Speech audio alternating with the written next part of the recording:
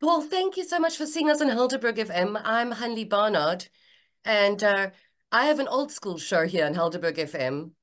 And you are Good. all, look, when I say orchestral, I say it in a way, orchestral maneuvers in the dark. I get Yes. requests. You are really heroes on our show. And Oh, thank you. I'm so excited that you are performing in South Africa again. You were here years Yeah, we ago, are too.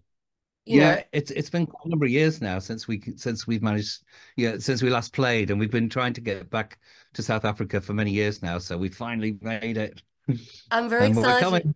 And you in Cape Town, and then you in Joburg, which is really lovely. I'm going to come see your show. I thought I was speaking to Andy, so I'm very excited to chat to you because you two have been a duo for a while. You've had a relationship working, and now your new album, Bauhaus Yeah. Staircase. So tell me about you. You developed this album over COVID, or how did it work? Yeah, we did. I mean, firstly, yeah, I mean, Andy and I, we celebrated our 45th anniversary of songwriting together. Happy So, birthday.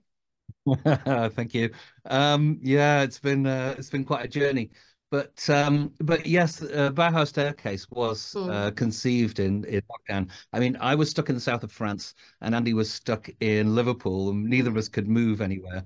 And I think I was a little less bored than Andy was, to be honest, Yes. because I was Aren't stuck you a in the south father of France. now? You're a father now as well. Exactly. Yeah, we had a lockdown baby. So, Yeah, wow. You and a lot of people. Okay. yeah, nothing else to do, was there? But anyway, so yeah, Andy was a bit more bored than me, and he kept texting me saying, Mm, "Paul, I'm really bored.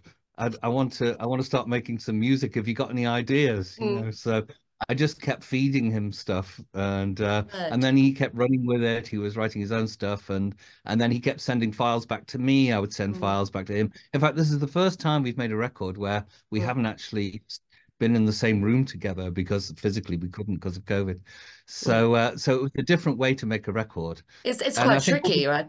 Tricky it's to quite do. tricky. And Mm, I think what we really like to do is sit in a room and somebody throws in an idea, and then yeah. we bat it around between us, and something comes out at the end of the day, or not, as the case may be. Mm, mm.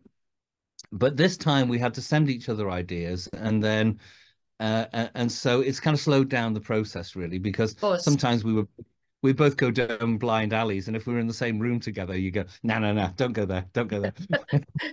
And Uh, so we had to do that process over the internet. But ultimately, mm. we managed, even though we weren't in the same room together, we managed to write and record a really lovely new album that we're very proud of. It's very special. And I would just have a question for you. It's Stockhausen, you saying ABBA. Why these two? What is the Stockhausen? I understand because I just wanted to chat Okay. to you a little bit about the synthesizer because you Yeah. guys Well, are the synth pop. You are the godfathers of synth pop. oh, thank So, you. Yeah.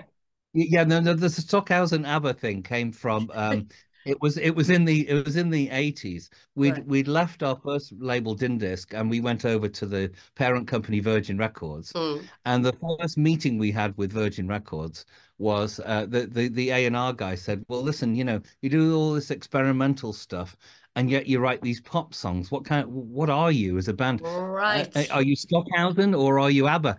And we said, "Well, can't we be both?"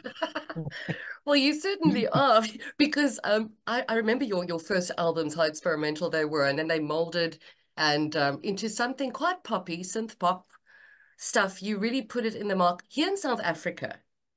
We really loved you back in the 80s in terms of Sugar Tax, in terms of Enola Gay. I mean, that's where you made an impression in South Africa with your use of synthesizers.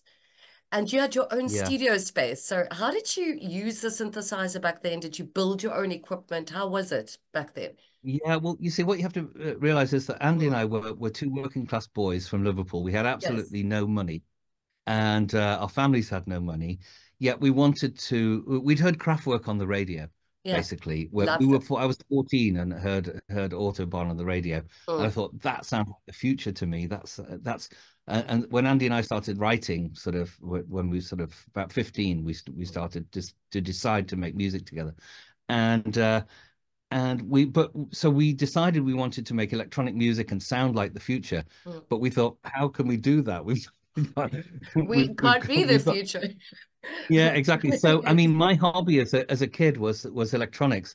And Music. so I started building things at 12, you know. So I thought, right, well, if we can't afford to buy it, let me build it, you know. And I think it's so I amazing. built a drum machine and I built a like what we used to call noise machines, you know. I Mm. used to go around to my auntie's houses and I had a lot of aunties in those days, and I used to raid their cupboards for old radios that didn't work, or if they did work, I used to say they don't work, and I used to Yes, take them home and take all the parts off them and build something else out of them. And that's how we started, really.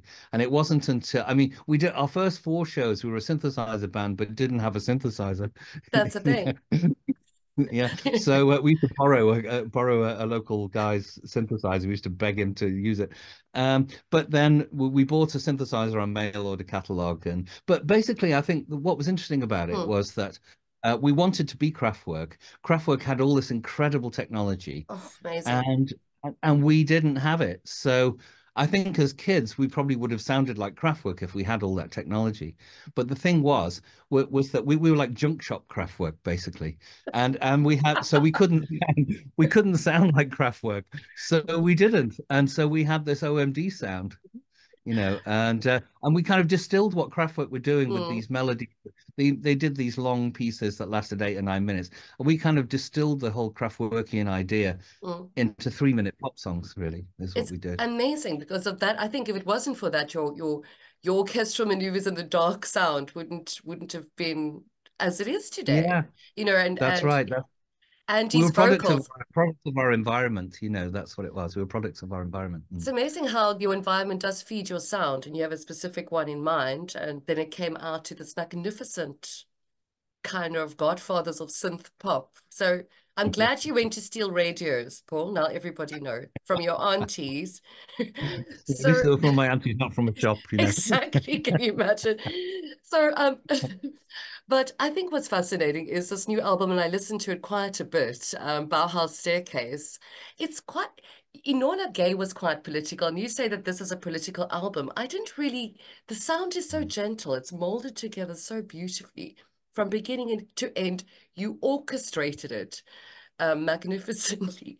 Are you going to Well, play thank some you. of the are you going to play some of the tracks in Cape Town from the new Yeah, I album? mean the shows are sort of our greatest hits tour that we started that we did Yes. before Bauhaus Staircase, but COVID got in the way, you know. So Can you? so I think these shows are advertised as greatest hits, but we are going to put in a few tracks from the new album. I think we're gonna without giving too much away, there'll be 2 or 3 that we'll throw in out of Yes. 24 songs, you know.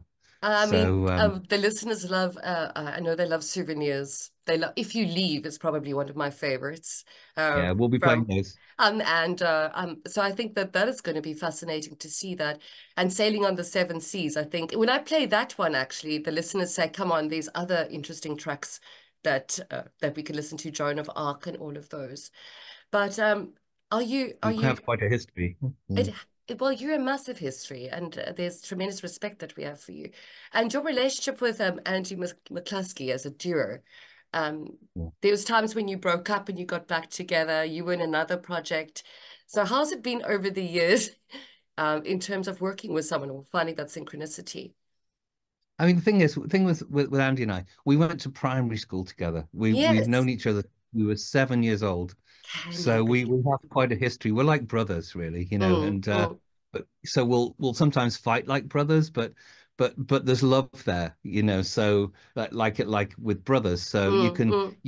it's kind of you know you're not going to really fall out badly because there's love there, you know. So you kind of you feel safe. It's a safe environment to have an argument. Do you know what I Isn't mean? that So great? Mm.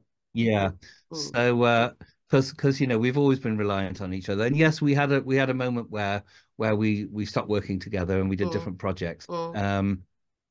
But it wasn't really because we fell out. Mm. It was basically you know because of many other things going on in the background is why we Yes. stopped. Family, and And sometimes you need a break. You know. yeah, we Yeah. did. And you know, we got to the end of the 80s and into the 90s, and we were quite burnt out, to be Mm. honest, because Mm. we've been doing OMD since we were kids. You know, we signed our first record deal at 19. You know, we Can you started the believe it? band. Yeah, we started. I mean, we had various different bands, but Orchestral Manoeuvres started in '78. But a few years earlier, we started writing songs together for different bands that we were in, Mm, and so it had been a long process, mm, and we kind of grew up on stage and grew up in a band together, and we reached we reached a point where I yeah. wanted to start a family. The thing about being in a band is Mm, the successful band, you don't really have a life outside because it's all yeah. consuming. So I got to that point, and I was married and wanted to have children. So Mm. I've now got a 3-year-old. I've also Three. got a 32-year-old. I've got a 32-year-old as well. Fabulous. Well, you go. Quite a difference. It's quite a difference. A little bit of an age gap happening there. A little bit of an age gap, but they're dealing with it.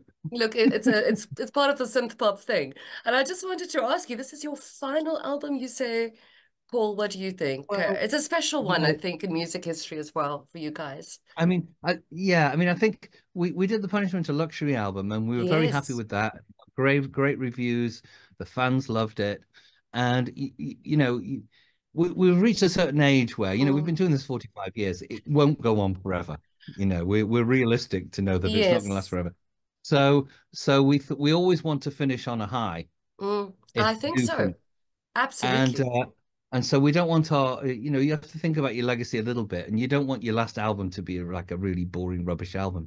So so I think we're calling each album we do the last album, Mm. unless we do something else. I mean, we didn't announce that Bauhaus Staircase was actually in the making Mm. because we needed to know, Andy and I needed to know Mm. that it was of sufficient quality for us to release it Yes. to the public. Otherwise, we'll just like leave it there. You know what I mean? And but Absolutely. we got to the stage with it when we thought, you know what? Some of these songs are really good. Actually, they're And really so good. They are.